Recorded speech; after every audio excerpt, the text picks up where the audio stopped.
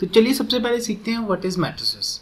तो मैट्रिसेस की जो सिंगुलर फॉर्म है दैट इज कॉल्ड मैट्रिक्स। तो मैट्रिक्स इज अ अरेंजमेंट या फिर कह सकते हैं rectangular arrangement of data in form of rows and columns. अगर हम किसी भी डाटा को रेक्टेंगुलर कॉलम्स में और रोज में कन्वर्ट कर दें तो वो जो मेरा डाटा होगा दैट इज कॉल्ड मैट्रिक्स। तो यहाँ पे कुछ एग्जांपल्स हमारे सामने हैं, जैसे यहाँ पे 5 और 1 को यहाँ पे इस तरह से इस स्क्वायर ब्रैकेट के अंदर रखा गया, तो दिस इज अ मैट्रिक्स। ठीक है, इसी तरह से दूसरा एग्जांपल यहाँ पर बस ये रहा दैट इज 5 एंड 5 3 1 2, इन सबको भी हमने एक रेगुलर पैटर्न में डाला हुआ है, दैट इज ऑल्सो मैट्रिक्स। ठीक है, तो मैं आपको मैट्रिक्स बना के बताता हूँ, कोई भी रेगुलर मैट्रिक्स। लेट्स सपोज हम 4 नंबर ले लें, 4 इवन नंबर ले लें, तो मैट्रिक्स ए मेरी जो होगी दैट इज इक्वल्स टू, अगर मैं इवन नंबर ले रहा हूँ कोई भी 4 रैंडमली, तो मैंने लिया 2 4 6 8। तो देखिए ये मैंने एक तरह से मैट्रिक्स बना दी। अब आप बोलोगे सर इसमें डिफरेंस क्या है, नॉर्मल भी तो इवन नंबर 2 4 6 8 ही होते हैं ना, बट यहाँ पे एक्चुअली में यहाँ पे इस वाले एलिमेंट को देखा जाए तो अब ये रो, यहाँ पे रो आ जाएगी और यहाँ पे क्या आ जाएगा, कॉलम आ जाएगा। तो टॉप से बॉटम हमारे कॉलम होते हैं बेटा, आप याद रखोगे कॉलम होते हैं हमेशा टॉप से बॉटम, और रो जो होती है वो होती है लेफ्ट टू राइट। ठीक है बेटा, तो यहाँ पे 2 रोज हैं, एक रो ये वाली है, this is row 1 and this is row 2। ठीक है बेटा, रो 1 एंड रो 2। इसी तरह से हमारे पास ऊपर से नीचे टॉप से बॉटम देखा जाए तो ये कॉलम 1 होगा बेटा, और दिस इज आवर कॉलम 2। ठीक है बेटा, तो this arrangement is called matrix. Clear है सभी को? नेक्स्ट टॉपिक पे चलेंगे इसके बाद। सबसे पहले मैं कुछ चीजें यहाँ पे बता दूं आपको बेटा, यहाँ पे जो एलिमेंट होगा इनका डिफरेंट डिफरेंट एरे की फॉर्म में एड्रेस होता है। ठीक है, मैट्रिक्स इज अ एरे। ठीक है, अब एरे में क्या होगा, हर एक एलिमेंट का जो भी इसके अंदर ये जो नंबर्स हैं दीज आर द एलिमेंट्स, अब इन नंबर्स का एक एड्रेस होगा। जैसे मैं यहाँ पे अगर इसी मैट्रिक्स को रिप्रेजेंट करूँ एड्रेस मैट्रिक्स की फॉर्म में तो वो कुछ इस तरह से होगी। लेट्स सपोज मैं लिखता हूँ यहाँ पे A11, this is address of 2, next is A12, मैं आपको बताता हूँ ये क्यों लिख रहा हूँ मैं ऐसे, next is A21 and other is A22। तो इस तरह से हमारे पास ये जो है इसका एड्रेस बार होगी। अब इसका मतलब ये है बेटा कि A11 का मतलब क्या हुआ, A11 का मतलब है इसकी रो 1 है और कॉलम 1 है। A12 का मतलब क्या हुआ, रो 1 ही रही, कॉलम 2 हो गया। सिमिलरली A21 का मतलब क्या हो जाएगा बेटा, दैट इज के रो इसकी चेंज हो गई है, कॉलम 1 है। A22 का मतलब क्या हुआ, सेकंड रो सेकंड कॉलम। तो इस तरह से इनका एक एड्रेस बार बन जाती है हमारे पास। ठीक है बेटा, तो मैट्रिक्स को हम इस फॉर्म में लिख सकते हैं। तो आपको ये तो जो मैट्रिक्स बनाई है दिस इज 2 by 2, यानी कि इसमें 2 रोज 2 कॉलम है हमारे पास। ठीक है, आगे हम देखेंगे ऑर्डर किस तरह से डिफाइन करते हैं हम किसी भी मैट्रिक्स का। हमेशा याद रखिएगा पहले आपको रो लिखनी है और फिर आपको कॉलम लिखना है जब भी आपको नंबर यहाँ पे एड्रेस करना है। ठीक है बेटा, तो ये इसका 1 जो है that is first row, second जो 1 लिखा हुआ है दैट इज फर्स्ट कॉलम, यहाँ पे जो है this is second row first column. ठीक है बेटा, तो ये आपको समझ आना चाहिए अच्छे से। चलिए आगे बढ़ेंगे इसके बाद। नेक्स्ट जो टर्म है that is order of matrix. Order of matrix के लिए आपको याद रखना है कि यहाँ पे ऑर्डर हमेशा m into n, कैसे लिखा जाएगा बेटा, m multiply by n। Now what is m and what is n? m is a number of rows and n is a number of column। मैंने आपको रोज एंड कॉलम्स पिछली video में बताए थे। तो देखते हैं यहाँ पे रोज की बात करूँ तो देखिए यहाँ पे फर्स्ट रो ये रही मेरी, फर्स्ट रो के एलिमेंट्स हैं ये सारे, सेकंड रो ये रही मेरे पास, तो रो 1 एंड रो 2, तो नंबर ऑफ रोज कितने हुए 2, और multiply number of columns. Now number of columns is this is C1, this is C2 and this is C3। तो now number of columns is 3। तो ऑर्डर क्या हो गया हमारे पास इस मैट्रिक्स का, दैट इज 2 by 3। क्लियर है सभी को? तो एक एग्जांपल लेते हैं अभी। लेट्स सपोज हमारे पास एग्जांपल है 1 4 6 2 3 -1। ये हमारे पास एक लेट्स सपोज B मैट्रिक्स है। ऐसे ही एक और C मैट्रिक्स लेते हैं। Let's suppose this is our C matrix, 2 4 6 3 2 1 1 3 0। Just random examples ले रहे हैं हम लोग। अब यहाँ पे अगर मैं बात करूँ बेटा ऑर्डर की बात की जाए तो देखिए यहाँ पे रोज कितनी है, 1 2 3 रोज हैं। ठीक है, तो 3 मल्टीप्लाई। अब कॉलम्स देखेंगे तो यहाँ पे पूरा एक कॉलम ये रहा, दूसरा कॉलम पूरा ये रहा। ठीक है, तो यहाँ पे 2 कॉलम्स हैं तीन रोज है, R1 R2 R3 तीन रोज है, और C1 C2 जो है these are the two columns. तो ऑर्डर क्या बना, रो इंटू कॉलम, हमेशा याद रखो रो इंटू कॉलम लिखना है आपको, तो 3/2। सिमिलरली यहाँ पे देखेंगे बेटा तो यहाँ पे R1 R2 एंड R3 तीन रोज हैं हमारी, और C1 C2 and C3 these are the 3 columns, तो 3/3 की मैट्रिक्स बनेगी। क्लियर है बेटा। अब ऑर्डर के अकॉर्डिंग टाइप्स ऑफ मैट्रिक्स भी देखेंगे, वो अगला टॉपिक है हमारा, तो चलिए अगले टॉपिक पे चलते हैं। Now next topic is type of matrices. तो मैट्रिसेस की नंबर फर्स्ट जो टाइप है that is a row matrix. Row matrix में खास बात क्या होगी, यहाँ पे कॉलम्स जितने मर्जी हों but there is only a one row, ठीक है ना।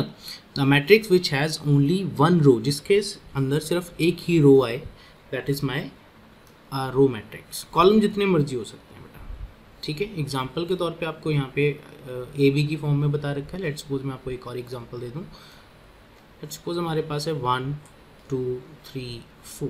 अब ये जो नंबर है अगर देखा जाए तो सिर्फ एक ही रो बनती है। कॉलम्स हमारे पास C1 C2 C3 and C4 जितने मर्जी बन जाए, but there is only a one row. ऐसी मैट्रिक्स जिसमें ओनली वन रो होगी उसे हम रो मैट्रिक्स बोलेंगे, ठीक है। नंबर सेकंड टाइप जो है that is a column matrix. Column matrix के अंदर खास बात ये होगी कि जहाँ पे सिर्फ और सिर्फ एक ही कॉलम होगा, रोज जितनी मर्जी हो सकती हैं। फॉर एग्जाम्पल मैं आपको बोलूँ यही नंबर्स को अगर मैं इस तरह से लिख दूँ तो ये जो मेरी मैट्रिक्स बनी this is a column matrix, because there is a number of rows 1 2 3 4। Rows हमारे पास 4 हैं, बट देखा जाए तो कॉलम सिर्फ एक ही है, तो there is only a one column, ठीक है। तो ऐसी मैट्रिक्स जिसमें एक ही कॉलम होगा that is called column matrices, ठीक है बेटा। ऑर्डर की बात की जाए बेटा, यहाँ पे एक ही रो है और कॉलम कितने हैं 4, तो 1/4 हो जाएगा। सिमिलर मैंने में अगर यहाँ पे इस मैट्रिक्स में देखा जाए तो यहाँ पे ऑर्डर होगा 1 × 3, यहाँ पे लिखा हुआ, ठीक है। और यहाँ पे अगर देखा जाए तो ये कॉलम हमारा 1 है, रो 2 है, तो 2 × 1, तो इसका ऑर्डर हो जाएगा 2/1। इसका ऑर्डर अगर लिखना हो बेटा तो कितना होगा, दैट इज़ 4 × 1। तो इस तरह से हमारी मैट्रिसेस डिज़ाइन होती हैं। ये होगी बेसिक 2 टाइप्स। आगे देखते हैं इसके बाद next types. Now number third type है हमारे पास स्क्वायर मैट्रिक्स। स्क्वायर मैट्रिक्स में खास बात ये होती है यहाँ पे जितने नंबर ऑफ रोज होंगे उतने ही नंबर ऑफ कॉलम्स होंगे। जैसे कि मैं आपको बोलूँ कोई भी मैट्रिक्स है अगर 2/2 की फॉर्म में है, या आपको 3/3 की फॉर्म में है, या 4/4 की फॉर्म में है, 2/2 हो, 3/3 हो, 4/4 हो, मतलब जिसमें number of rows number of column के इक्वल हो, यानी कि m = n हो, ऐसी हम लोग मैट्रिक्स को स्क्वायर मैट्रिक्स बोलते हैं, ठीक है बेटा। अब जैसे यहाँ पे एग्जांपल है ये और दूसरी एग्जांपल है ये दोनों ही स्क्वायर मैट्रिक्स हैं। यहाँ पे खास बात क्या है, जितनी नंबर ऑफ रोज हैं उतने ही नंबर ऑफ कॉलम्स भी हैं यहाँ पे, ठीक है। और m और n की वैल्यू क्या होती है, ऑलमोस्ट इक्वल होती है। चलिए फोर्थ टाइप देखेंगे। Fourth type is a rectangular matrix. Rectangular matrix में क्या होगा, there is a difference between number of rows and number of columns, ठीक है। मतलब या तो हमारे पास m की वैल्यू ग्रेटर देन n होगी, या फिर n की वैल्यू ग्रेटर देन m होगी। या तो नंबर ऑफ रोज ज़्यादा होंगी कॉलम से, या फिर नंबर ऑफ कॉलम ज़्यादा होंगे रो से, ठीक है। तो दोनों ही केस हो सकते हैं। देखिए यहाँ पे अगर देखा जाए तो इसका ऑर्डर अगर आप लिखो तो देखिए यहाँ पे 2 रोज हैं और 3 कॉलम्स हैं, ठीक है। रोज कैसे देखते थे, लेफ्ट टू राइट रोज देखनी है आपने, कॉलम कैसे देखना है, टॉप टू बॉटम। तो यहाँ पे 3 कॉलम्स हैं टॉप टू बॉटम और 2 रोज हैं, ठीक है। तो यहाँ पे ऑर्डर होगा 2 × 3।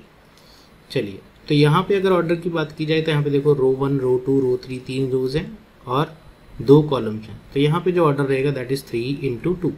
तो देखिए यहाँ पे number of rows number of columns के इक्वल नहीं है, इसीलिए ये आपकी जो दोनों मैट्रिक्स हैं these are the rectangular matrix. I hope समझ आया होगा। नेक्स्ट टाइप देखते हैं इसके बाद। Now fifth type is zero और null matrix. When in a matrix all elements are zero, जब किसी भी मैट्रिक्स में सारे एलिमेंट जीरो हों तो उस मैट्रिक्स को हम लोग बोलेंगे नल मैट्रिक्स। एग्जाम्पल के तौर पे आपके पास फर्स्ट मैट्रिक्स है जिसमें सिर्फ रोज में 0 0 हैं, कॉलम्स में, और दूसरे में भी देखिए 2 रोज एक कॉलम में भी 0 0 हैं। फिर स्क्वायर मैट्रिक्स में भी अगर 0 0 आ गया तो वो सारे के सारी मैट्रिक्स क्या बन जाएंगी बेटा, जीरो और नल मैट्रिक्स बन जाएगी। Number 5 is diagonal matrix. Diagonal matrix जिसमें सिर्फ डायगोनल एलिमेंट होंगे। डायगोनल एलिमेंट किस तरह से होंगे, देखें यहाँ पे, ये जो आपकी एग्जांपल है इसी को समझेंगे। यहाँ पे देखिए डायगोनल इस तरह से होता है बेटा, तो ये देखिए इस डायगोनल में सिर्फ इस तरफ को ही, ठीक है, डायगोनल हमेशा आपको ऐसे लेना बेटा, क्लियर है। तो इस डायरेक्शन में आपके पास सिर्फ एलिमेंट होंगे और बाकी सारे एलिमेंट एक्सेप्ट डायगोनल को छोड़ के बाकी सारे जो एलिमेंट होंगे वो जीरो होंगे। यहाँ पे डेफिनेशन आप पढ़ सकते हैं। तो देखिए यहाँ पे भी ये 3/3 की मैट्रिक्स है और कौन सी है, डायगोनल मैट्रिक्स है 3/3 की। तो यहाँ पे देखिए इनको छोड़ के बाकी सारे एलिमेंट क्या हैं, जीरो। ठीक है, ऐसी मैट्रिक्स को हम लोग डायगोनल मैट्रिक्स बोलते हैं। चलिए लास्ट नंबर 7 है हमारे पास, यूनिट और identity matrix. This is also a type of diagonal matrix. यहाँ पे क्या होगा कि जो डायगोनल एलिमेंट होगा वो सिर्फ 1 होंगे। ठीक है, यूनिटी होंगे। डायगोनल एलिमेंट कौन से होंगे, यूनिटी यानी कि 1 होंगे। तो देखिए यहाँ पे डायगोनल एलिमेंट जो है वो क्या है, 1 है। उसके अलावा जो भी एलिमेंट होंगे वो 0 होंगे। ठीक है, डायगोनल, अगर डायगोनल मैट्रिक्स बोल दिया है तो only elements are present only at diagonal. ठीक है ना, बाकी सारी जगह क्या हो जाएगा, 0 हो जाएगा। अब यूनिट और आइडेंटिटी मैट्रिक्स में खास बात क्या है कि इसके डायगोनल्स पर ओनली 1 प्रेजेंट होगा, एक ही होगा। ठीक है, तो this is a unity matrix. अगर मैं बोलूँ नॉर्मली मेरे पास कुछ ऐसी मैट्रिक्स है, लेट्स सपोज यहाँ पे है 5 0 0 0 5 0 0 0 5। सुनाओ, इसको अगर स्क्वायर ब्रैकेट में डाल दूँ तो this is my diagonal matrix. ठीक है, और अगर मैं यहाँ से 5 कॉमन ले लूँ तो 5 कॉमन लूँगा तो बेटा यहाँ से देखिए 5 मैंने बाहर रखा और अंदर क्या बन गया मेरा 1 0 0 0 1 0 0 0 1। तो अब ये जो मेरी मैट्रिक्स बनी है ये अंदर वाली, this is called identity, unit, कुछ भी बोल सकते हो, आइडेंटिटी या यूनिट मैट्रिक्स। इसको हम कैपिटल आई से रिप्रेजेंट करते हैं बेटा, आइडेंटिटी मैट्रिक्स को कैपिटल आई से रिप्रेजेंट करते हो। तो इसको मैं लिख सकता हूँ 5 × I। तो ये हमारा एक यूनिटी और यूनिट और आइडेंटिटी मैट्रिक्स बन चुका है। ठीक है, जिसको 5 से मल्टीप्लाई कर दिया जाए तो वो क्या बन जाएगी, डायगोनल मैट्रिक्स बन जाएगी। क्लियर हो गया सभी को, आगे बढ़ते हैं। चलिए अब टाइप्स खत्म हो चुकी हैं तो अब थोड़ा सा बेसिक ऑपरेशंस देखेंगे। ऑपरेशंस के अंदर number first is the transpose of matrix. Now what is transpose of matrix, जब हम किसी भी मैट्रिक्स की रोज को इंटरचेंज कर दें कॉलम्स में या कॉलम्स को इंटरचेंज कर दें रोज में, तो वो बन जाएगा उस मैट्रिक्स का ट्रांसपोज। यहाँ पे आपके पास एक एग्जांपल है, देखिए यहाँ पे ये एग्जांपल में आपको समझा रखा है कि ये हमारी एक मैट्रिक्स है और हमें बोला है कि इसका ट्रांसपोज पता कीजिए। नाउ ट्रांसपोज को हम रिप्रेजेंट करते हैं a⁻t, या आप इसको a' भी लिख सकते हैं। ठीक है बेटा, तो इस तरह से आप लिख सकते हैं ट्रांसपोज को। अब इसकी ट्रांसपोज किस तरह से लिखी जाएगी उसे देखते हैं।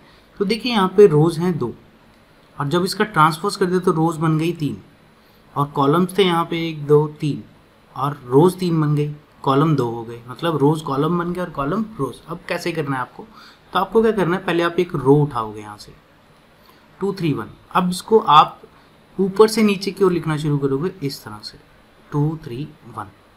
तो अब देखिए आपकी रो जो थी वो क्या बन गई, कॉलम बन गई। ठीक है, सिमिलरली आप दूसरी रो उठाओगे और इसके जितने भी एलिमेंट्स हैं अब इनको आप ऊपर से नीचे इस तरह से लिखना शुरू कर देंगे। तो आपकी जो रो थी वो कॉलम बन गई। ठीक है, आप देखोगे जितनी भी आपकी रोज थी वो कॉलम्स बन चुकी हैं, कॉलम 1 कॉलम 2। ठीक है, और आपकी जो कॉलम्स थे बेटा वो अब रो बन चुके हैं। ये देखो 2 0 ये आपका फर्स्ट कॉलम था, अब ये यहाँ पे फर्स्ट रो बन चुका है। 3 4 आपका जो था 3 और 4 ये आपका सेकंड कॉलम में आ रहे थे, अब यहाँ पे सेकंड रो में आएंगे। इसी तरह से 1 7 जो था ये आपका थर्ड कॉलम था और यहाँ पे क्या बन चुका है, वो थर्ड रो बन चुका है। तो रोज को कॉलम की फॉर्म में बनाना, ठीक है, वो मेरा क्या कहलाएगा, transpose of a matrix. Let's suppose मैं आपको एक मैट्रिक्स दे रहा हूँ, इसको आप सेल्फ प्रैक्टिस कर लीजिएगा। B = 3 2 1 0 1 4 6 1 8। तो चलिए ये आपकी एक बी मैट्रिक्स है और मैंने आपसे पूछा था बी ट्रांसपोज आप पता करके बताइए। तो ट्रांसपोज ऑफ बी, आप वीडियो को पॉज कीजिए, अपनी कॉपी में इसको सॉल्व कीजिए, फिर आप कंटिन्यू कीजिएगा। तो चलिए आपने कॉपी में इसको कर लिया होगा, तो अब देखते हैं इसका सोल्यूशन क्या होना चाहिए। मैंने आपको बोला ट्रांसपोज निकालनी है तो आपको क्या करना पड़ेगा, रो को कॉलम में कन्वर्ट कर दो। तो देखिए फर्स्ट रो मेरे पास 3 2 1 है, मैं इसको अब कॉलम में कन्वर्ट कर रहा हूँ 3 2 1। तो ये मेरा फर्स्ट कॉलम बन गया। अब सेकंड रो को, ठीक है, अब हम कॉलम में कन्वर्ट करें तो 0 1 4। चलिए ये मेरा सेकंड कॉलम बन चुका है। चलिए अब थर्ड रो को हम कॉलम में कन्वर्ट करेंगे तो 6 1 8। तो this is your transpose of P matrix. Hope so सभी का आंसर सही आया होगा। जिनकी थोड़ी बहुत गड़बड़ हुई है एक बार वीडियो को थोड़ा सा पीछे कीजिएगा, दोबारा से समझिएगा और फिर से करिएगा। एक एग्जांपल मैं आपको और देता हूँ, ठीक है। इसका आंसर आप स्वयं कीजिएगा। 2 4 6 8 11 -2 3 1 0। तो ये आपकी एक सी मैट्रिक्स है और आपको ट्रांसपोज ऑफ सी मैट्रिक्स पता करना है। ये आप स्वयं कीजिएगा बेटा, ठीक है। इसका सोल्यूशन मैं आपको नहीं करा रहा हूँ यहाँ पे, ये आपकी प्रैक्टिस के लिए। चलिए आगे बढ़ेंगे बेटा। Now next topic is equality of matrices. Equality का मतलब है अगर हमारे पास दो मैट्रिक्स सेम ऑर्डर की हैं, ठीक है बेटा, और वो दोनों मैट्रिक्स आपको कॉरस्पॉन्डिंगली बता रखा है कि इक्वल हैं, तो उनके एलिमेंट्स भी ऑलमोस्ट इक्वल होंगे। ये देखिए यहाँ पे ए और बी जो हैं इनका ऑर्डर सेम है। यहाँ पे ऑर्डर किस तरह से सेम है बेटा, ये भी 2x2 की मैट्रिक्स है और दूसरी भी 2x2 की ही मैट्रिक्स है। खास बात क्या है, इनके नंबर ऑफ एलिमेंट भी क्या हैं, सेम हैं। ये देखिए, ये देखिए, ये देखिए और ये भी देखिए। तो ये सारे एलिमेंट सेम हैं, ऑर्डर भी सेम है। तो these are two equal matrix, ठीक है। अब लेट्स सपोज इस पे क्वेश्चन किस तरह से आ सकता है उसको भी आपको बता देते हैं, ठीक है। लेट्स सपोज मान लो आपके पास एक क्वेश्चन है कि आपके पास ए मैट्रिक्स है जिसकी जो वैल्यूज़ हैं वो हैं x + y y z p। ये आपको दे रखा है ए मैट्रिक्स, और दूसरी मैट्रिक्स आपको दे रखी है बी। बी में आपके पास दे रखा है मैट्रिक्स में 2 4 3 -2, और आपसे बोल दिया गया कि a = b। Now a = b होना चाहिए, तो सबसे पहली चीज़ है यहाँ पे देखिए ऑर्डर क्या है, 2x2। देखिए ये पूरा एक ही एलिमेंट माना जाएगा x + y, ठीक है। तो यहाँ पे भी जो ऑर्डर होगा वो भी क्या है, 2x2। तो these are the equal matrix, ठीक है। ये कंडीशन आपको गिवन होगी कि a = b है, ये गिवन है आपको। और क्वेश्चन आपसे पूछा गया find values of x y z and p। तो चलिए इसको कैसे करेंगे। अब इसको करने के लिए हम इसका सोल्यूशन निकालते हैं। तो हमने बोला कि अगर a = b है तो इसके जो एलिमेंट्स होंगे, जैसे यहाँ पे a11 एलिमेंट जो है वो यहाँ पे जो एलिमेंट होगा यानी कि b11, मैं ले लूँ इसको b11, इसके इक्वल होगा। तो a11 = b11। मैंने आपको पहले बताया था a11 कैसे है, फर्स्ट रो फर्स्ट कॉलम का जो एलिमेंट है वो a11 है। सिमिलरली सेकंड मैट्रिक्स में फर्स्ट रो फर्स्ट कॉलम का जो एलिमेंट होगा उसके इक्वल होगा, अगर इक्वल मैट्रिक्स है हमारे पास। सिमिलरली अगर मैं बोलूँ a12 तो that is equals to b12। ऐसे ही बेटा जो जो a21 होगा वो इक्वल होगा b21 के, अगर ये दोनों मैट्रिक्स इक्वल हैं। कंडीशन ये है बेटा, ऊपर याद रखिएगा। a22 जो होगा वो b22 के इक्वल होगा। अब देखिए x + y = किसके होगा, 2 के होगा इस कंडीशन के अकॉर्डिंग। तो हमने लिखा x + y = 2, ठीक है। और दूसरी चीज़ फिर ये a12 जो होगा that is equals to this element b12 that is equal to 4। तो y = 4 है हमारे पास। अब इसकी वैल्यू अगर मैं यहाँ पे डाल दूँ ऊपर, तो x + 4 = 2 and x is equal to what बेटा, 2 - 4 दैट इज इक्वल्स टू -2। तो x मेरा -2 आ चुका है और जो y है that is equals to 4। Now बचे क्या, z और p। तो डायरेक्टली हम यहाँ से देख सकते हैं z जो होगा वो मेरा किसके इक्वल होगा, 3 के इक्वल होगा, z इज इक्वल टू 3। और p किसके इक्वल होगा, डायरेक्टली -2 के इक्वल होगा, ठीक है बेटा। इस तरह से आप लोग इक्वल मैट्रिसेस के क्वेश्चंस को कर पाएंगे। एक और क्वेश्चन आपको मैं ट्राई करने के लिए दे रहा हूँ, ठीक है, आप इसको सॉल्व कीजिएगा। चलिए एक क्वेश्चन दे देता हूँ आपको। लेट्स सपोज a = b है, वेयर जो a मैट्रिक्स है मेरे पास वो आपको दे रखी है x + y z x - z और p, ये आपको दे रखा है। और b मैट्रिक्स जो आपको दे रखी है वो दे रखी है लेट्स सपोज 5 4 3 2। चलिए ये आपको दे रखा है, ठीक है बेटा। अब आप इसको सॉल्व कैसे करेंगे, तो वही चीज़ है बेटा, a इक्वल टू बी, आपको कंडीशन देखनी है क्या दी है, ठीक है। तो आपको क्या करना है, फर्स्ट एलिमेंट ऑफ a और फर्स्ट एलिमेंट यानी कि a11 को b11 के इक्वल करना है। तो यहाँ से एक वैल्यू आएगी, z की वैल्यू डायरेक्टली बाय कंपेयरिंग आ जाएगी बेटा, z की वैल्यू डायरेक्टली कितनी है 4 आ जाएगी, ठीक है। इसको इससे कंपेयर करोगे तो डायरेक्टली 4 आ जाएगी बेटा, ठीक है। अब फिर इसको कंपेयर करना है इसके साथ, तो x माइनस जेड जो है वो मेरा कितना आ जाएगा बेटा 3, और p भी डायरेक्ट रिलेशन से क्या आ जाएगा, p is equal to 2। Now हमें z की वैल्यू पता लग चुकी है और p की वैल्यू पता लग चुकी है, परंतु हमें प्रॉपर वैल्यू ऑफ x और प्रॉपर वैल्यू ऑफ y नहीं पता है, तो हम इनको यूज़ करेंगे जो वैल्यूज़ गिवन है उन्हीं को। नाउ हमारे पास थर्ड इक्वेशन में x minus z is equal to 3 है और z की वैल्यू कितनी है 4, तो यहाँ से x की वैल्यू निकालेंगे, x is equal to what बेटा, यहाँ से आ जाएगा 3 प्लस जेड, और z की वैल्यू कितनी है, कहाँ से आई ये यहीं से लिया मैंने, ठीक है बेटा। अब देखो यहाँ से 3 प्लस 4 हो जाएगा, तो दैट इज इक्वल्स टू 7, तो x की वैल्यू 7 हुई। अब फर्स्ट इक्वेशन में x की वैल्यू पुट करूँगा तो y की आ जाएगी, तो देखिए यहाँ पे 7 पुट करते हैं तो 7 उधर जाएगा तो -7 बनेगा, तो y इज इक्वल टू -2 आ जाएगा, y इज इक्वल टू -2 कहाँ से आया बेटा, इस इक्वेशन से आएगा, जब हम इसमें x की वैल्यू को डाल देंगे। क्लियर है बेटा, तो इस तरह से आपकी सारी वैल्यूज़ जो है वो पता लग जाएंगी आपको। अब हम नेक्स्ट ऑपरेशन करने वाले हैं, that is addition of matrices. अब दो मैट्रिसेस को ऐड करने के लिए सबसे पहली कंडीशन आपके पास होनी चाहिए कि उनका ऑर्डर सेम होना चाहिए। यहाँ पे एग्जांपल के तौर पे आपके पास दो मैट्रिसेस हैं, that is A and B। अब हम दोनों को अगर ऐड कर रहे हैं तो एडिशन में बेटा ज़्यादा दिक्कत नहीं है, आपको क्या करना है, इसके फर्स्ट एलिमेंट को A11 को B11 में ऐड कर देना है, ठीक है। तो ये देखिए हमने इन दोनों को ऐड कर दिया। सिमिलरली सेकंड यानी कि A12 में B21 को यहाँ पे A11 में B11 ऐड करेंगे बेटा, और फिर आएगा हमारा A12, उसमें हम ऐड कर देंगे B12, A12 में B12 ऐड कर देंगे। फिर बेटा A13 में A21 में B21 ऐड कर देंगे, और लास्ट A22 में B22 ऐड कर देंगे। तो इस तरह से आपका जो एडिशन है वो आराम से हो जाएगा, एडिशन ऑफ मैट्रिक्स।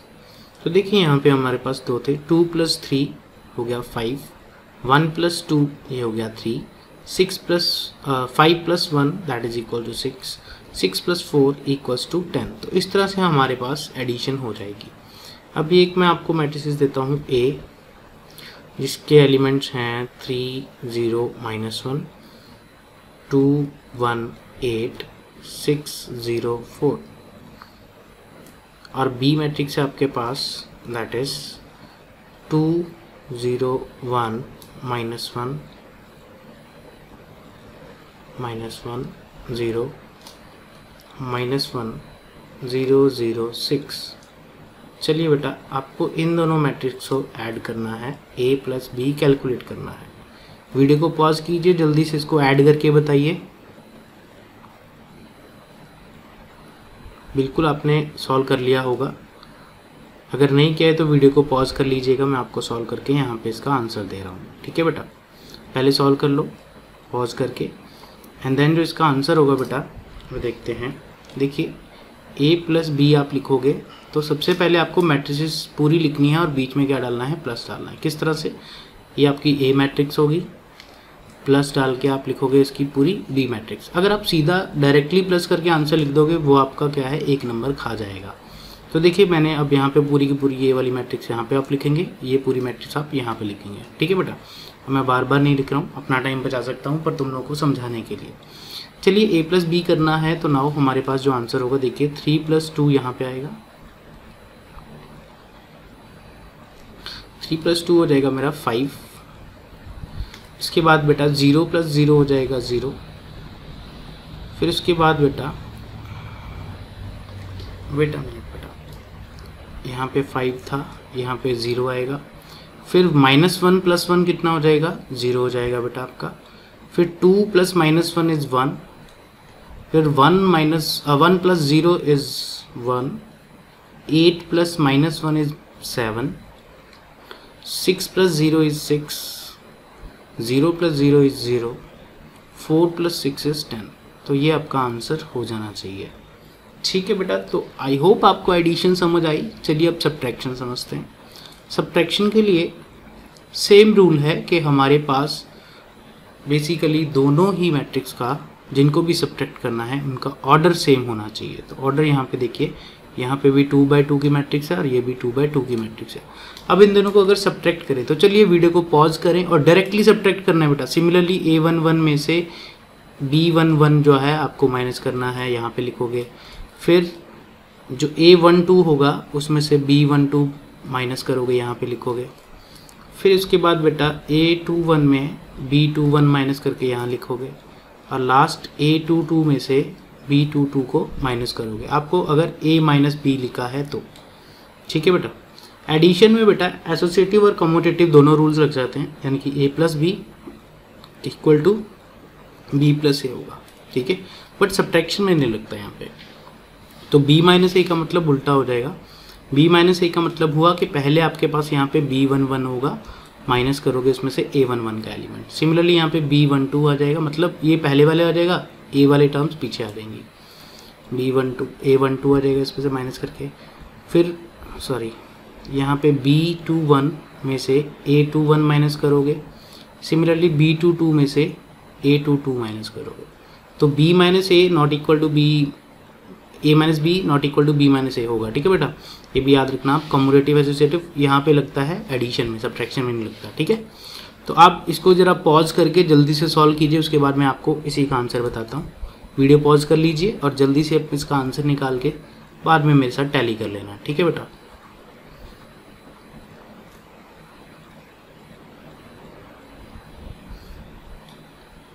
चलिए बेटा, आई होप आप लोगों ने इन दोनों मैट्रिक्स को माइनस कर लिया होगा। अब मैं आपको A - B का डायरेक्ट आंसर बता रहा हूँ। आंसर किस तरह से होगा देखिए। 5 में से 3 निकला तो 2, 4 में से 0 तो 4, 2 में से 4 निकला तो -2, 1 में से 2 निकला तो -1, ठीक है बेटा। तो ये आपका आंसर हो जाना चाहिए। अगर मैं बोलूँ आपको B - A करना है यहीं पे, फिर से वीडियो पॉज कीजिए और B - A भी कर दीजिए। अब B - A में क्या करोगे, 3 में से 5 को माइनस करोगे तो -2, फिर करोगे 0 में से 4 को माइनस तो -4,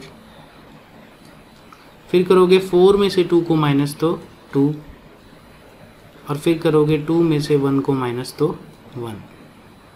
तो आप देखोगे कि A - B जो आएगा आपका, that is equals to minus of B minus, जो B - A आएगा, जो आपका B - A आएगा बेटा, that is equal to minus of A - B। Clear है बेटा। तो ये चीज़ का डिफरेंस है, इसीलिए ये कम्यूटेटिव और एसोसिएटिव लॉ को फॉलो नहीं करता है। चलिए, इतना हो चुका है बेटा, आपको समझ आ चुका होगा। इसके बाद की टर्म्स हम नेक्स्ट वीडियो में देखेंगे। आई होप आप लोगों को यहाँ तक की चीज़ें समझ आई होंगी, ठीक है। मैं 1-2 क्वेश्चंस आपको दे के जा रहा हूँ, आप सेल्फ ट्राई कीजिएगा। नहीं होंगे तो इस वीडियो के कमेंट में ज़रूर बताइएगा कि सर नहीं हुए, ठीक है। तो मैं आपको कोशिश करूँगा उनकी भी मैं वीडियोज़ आपको अलग से दे दूँगा। चलिए, अब क्वेश्चंस कौन कौन से दे रहा हूँ उनको देखिए बेटा। लेट्स सपोज आपके पास P मैट्रिक्स है। P मैट्रिक्स के एलिमेंट्स की वैल्यू है X, Z, P एंड 0, और Q मैट्रिक्स आपके पास है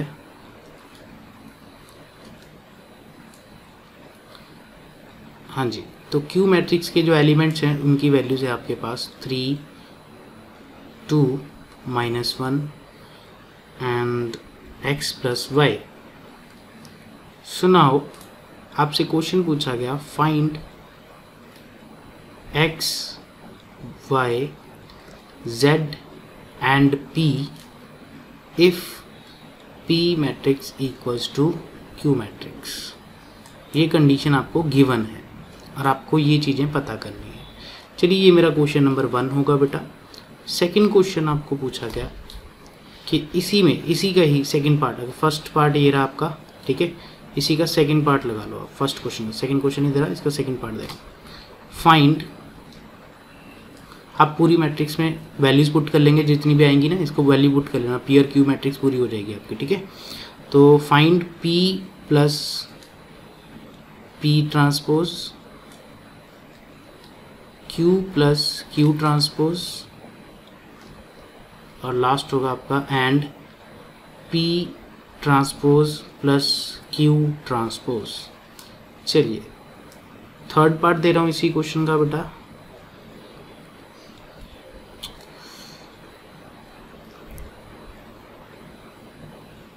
इसको आप सेल्फ प्रैक्टिस करेंगे तीनों क्वेश्चंस को, ठीक है बेटा।